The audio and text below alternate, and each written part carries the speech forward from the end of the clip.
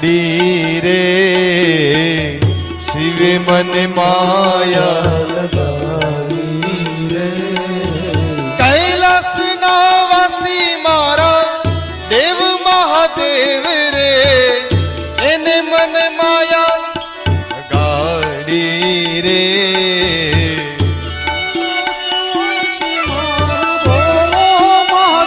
મહાદેવ એને મન માયા લગાડી રે કૈલાસ ના વાસી મારા દેવ મહાદેવ રે તમે મન માયા લગાડી રે કૈલાસ નો વાસી મારો દેવ મહાદેવ છે એને મન માયા લગાડી રે શિવે મને માયા લગાડી મારવાલા એને મને માયા લગાડી મારવાલા શિવે મને માયા લગાડી રે શિવ મને માયા લગાડી રે સત્યમ શિવમ સુંદરમ મહાદેવ રે તમે મન માયા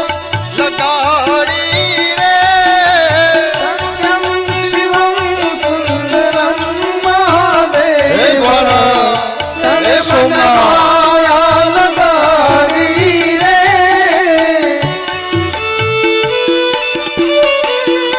હે આશુતોષ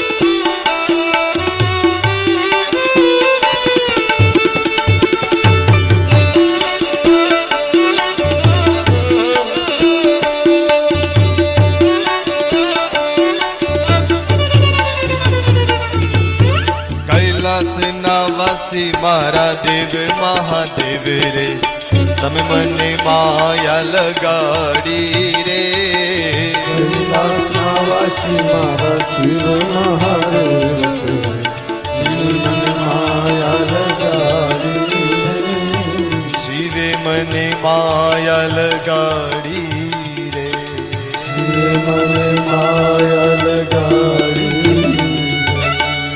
ઉમાપતિ મહાદેવ કી જય પથલ મધ્યે આ ગૌશાળા મધ્યે શ્રી શિવ મહાપુરાણ ભગવાન મહાદેવનું સાનિધ્ય શિવનું સાનિધ્ય અને એમાં પણ વ્યાસપીઠ ઉપર બિરાજમાન પૂજ્યપાદ નાનાલાલજી ગુરુજી હું તો ઓમ અંગત અમારા સંબંધમાં હું એમને કાકા કહું છું પણ આ પરિવાર આ ગૌશાળા અને આપ સૌ બધા ભાગ્યશાળી છો કે વિદ્વાન વક્તા તો તમને મળ્યા જ છે પણ વિદ્વતા સાથે સાથે તમને સરળ વક્તા મળ્યા છે એમાં સરળતા એમાં એટલી જ સાદાઈ અને પાછા એટલા જ સીધા ખુલ્લી કિતાબ જેની કથા જ ખુલ્લી છે જેનું જીવન ખુલ્લું છે એવા શિવને અમારા એવા જ દાદા નવલ નાનાલાલ ગુરુ દાદા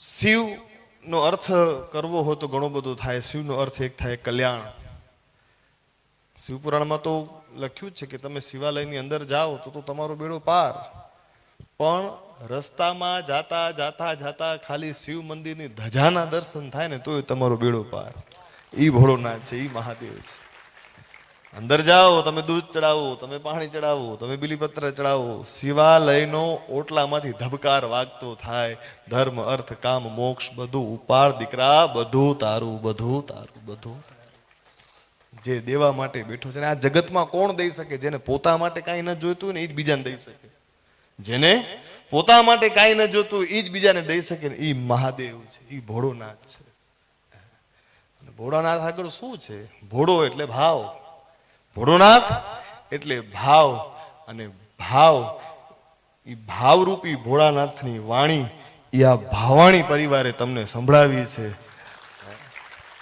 ભોળોનાથ એટલે ભાવ અને ભાવ એટલે ભાવરૂપી વાણી ભાવાણી પરિવાર તો બસ એક નાનો મારી સાથે જે દાખલો બન્યો હમણાં એ તમારી સાથે શેર કરી મારી વાણીને વિરામ આપું.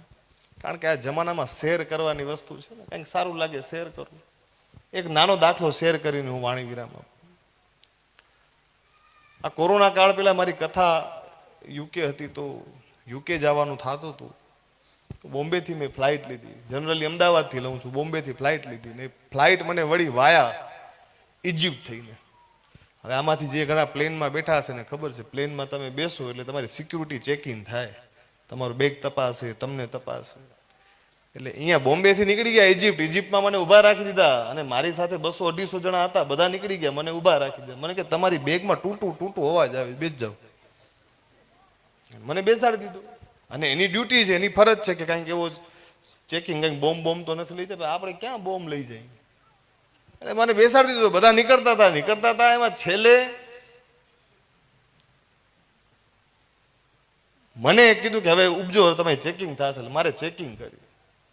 મને આખું તપાસ્યું, આ કપડાને જોયા ને, એ પારકો દેશ, કોઈ આપણા ઓળખીતા નહીં.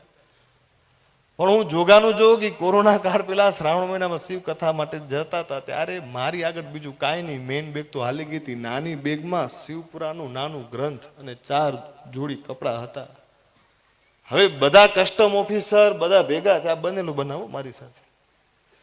કસ્ટમ ઓફિસર બધા ભેગા થયા, મને મશીનની બાજુમાં ઊભો રાખ્યો, મારો થેલો ખોલીને જોયું, ઉપર શિવપુરાના દર્શન કર્યા ને, એ કે બંધ કરી દો, નીચે કઈ જોવાની જરૂર નથી, તમે જાઓ. નીચે એને જોવાની ઈચ્છા નથી. એમ બાપ, તમે અહીંયા આવ્યા છો ને કદાચ તમારું ઉપર જવાનું થશે અને કદાચ ભગવાન અરે આ તો શિવની મહિમા સાંભળીને આવ્યો છે, ભગવાન દેવના ગુણગાન ગાઈને આવ્યો છે, જવા દો, આનું નીચે કઈ જવાની જરૂર નથી, આને જવા દો. બ્રહ્માજી નારદજીને કહે કે દીકરા, મહાદેવની મહિમા ગાવી હોય તો મને મારો એક જન્મ ઓછો પડે. તમે હું 100 વર્ષ 200 વર્ષ જીવી, બ્રહ્માજીનું તો યુગોનું યુગો આયુષ્ય. બ્રહ્માજી પોતાના દીકરાને એમ કહેતા હોય કે મને શિવની જો મહિમા ગાવી હોય તો મને એક જન્મ ઓછો પડે. તો એ આશુતોષ છે, એ મહાદેવ છે અને દેવાવાળો બેઠો છે. તો બસ આપ સૌ બધા ભાવ અને પ્રેમથી ભગવાન ભોળાનાથની કથા સાંભળો છો. એ બધાના હૃદયમાં જે શિવ તત્વ છે એને મારા કોટી કોટી વંદન સાથે મારી વાણીને વિરામ આપું. અસ્તુ. ઓમ નમઃ શિવાય.